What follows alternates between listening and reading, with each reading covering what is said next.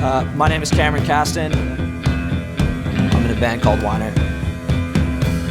You got yourself a razor blade, 'cause you wanna die, a dominatrix in a porcelain.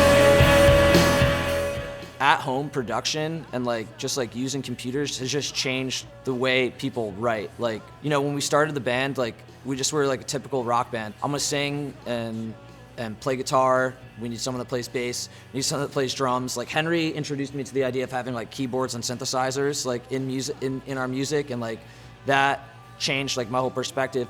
For our record that we just made, Peace Out Cruel World, that record, we wrote some of it, rock and roll style, rock band style, in the garage, in the living room together, jamming out. But we wanted something that when you listen to it, it just in a car, it bumped. It started out with John, our drummer, him and Henry wrote the drums on the album. They came up with the drum samples, and they did this thing called beat mapping. And so basically that's what we started. That was the first step, was instead of having a live drummer do takes, they beat map the entire thing to the grid. And so it's so it's perfectly in time. The idea was to sort of bring this rock and roll band energy, but have it be sort of on the grid the way that pop music would be. That sort of home recording production value was something that I feel became a big part of the art and of our sound. And I think that's sort of something that we've always tried to balance, is having this at home production style, this imaginative, inventive sort of production style, but then pairing it with a good live show. And I think because when you show up and you're in front of those people, the last thing that you want to do is be boring.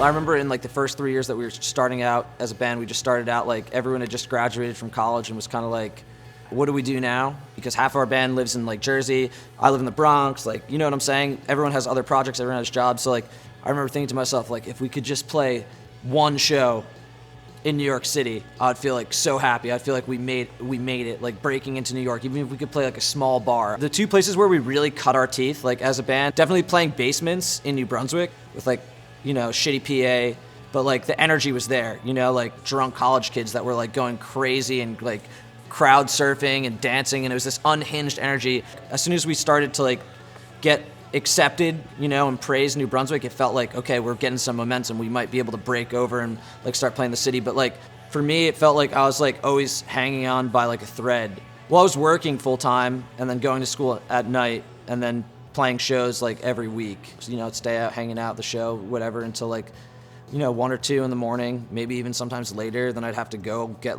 no sleep and then go into work the next day, teach, and then at the same time find time to work on writing my thesis and making sure that it I didn't fail out of school. In retrospect, I feel that was selfish of me to want to try to do it all. It's you can't be in a sick band and an awesome songwriter and dedicate yourself to that if you're also trying to do be a teacher.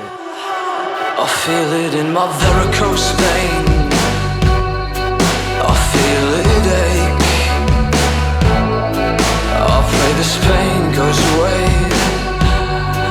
I see your face in the mirror of a house I hid away from a feeling. So I knew some kid that was opening up a cafe in Bed-Stuy, and he's yo, to raise money, he's before the cafe happens, he's I'm throwing some shows, it's DIY style shows to raise money. But yeah, we played basically in an empty cafe that was had not opened yet. They didn't even have a mic stand. I remember I was pissed. I was fuck. I didn't practice had to sing without a mic stand. But that was our first Brooklyn show, and after that just I felt that was the coolest thing. That was we arrived, and as soon as we got to that stage, it was it felt we were doing it. It felt fun. There's people coming to the shows. I get to see my best friends. I get to hang out with my best friends, and we get to do something fun, you know? Like, I get to be with my brother. I moved down back to Jersey, then, like, to the city, and, like, Weiner started playing shows in the city. Back in, like, 2017, we got offered a month-long residency at this venue called Sunnyvale, where we played there.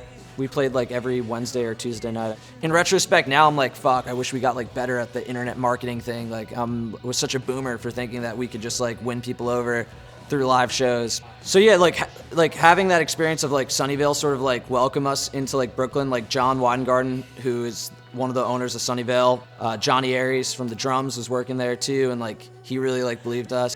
You know, that meant a lot. Playing New York, like every weekend, like playing small bars, playing small clubs, like to crowds, like you feel this energy. The crowd gives you this energy, and you want to give them something back in return. And I think it like one hand sort of feeds the other. I want people to feel like these feelings that I have that are like very bleak and like dark that I may tuck away, you know, when I'm living my everyday life, like I'm going to school, doing my thing or whatever, that, you know, they're going to their jobs and doing, but like we have this like this gray area that we all exist in and we know is in each other, and like I think we try to like bring that out and personify it through the band.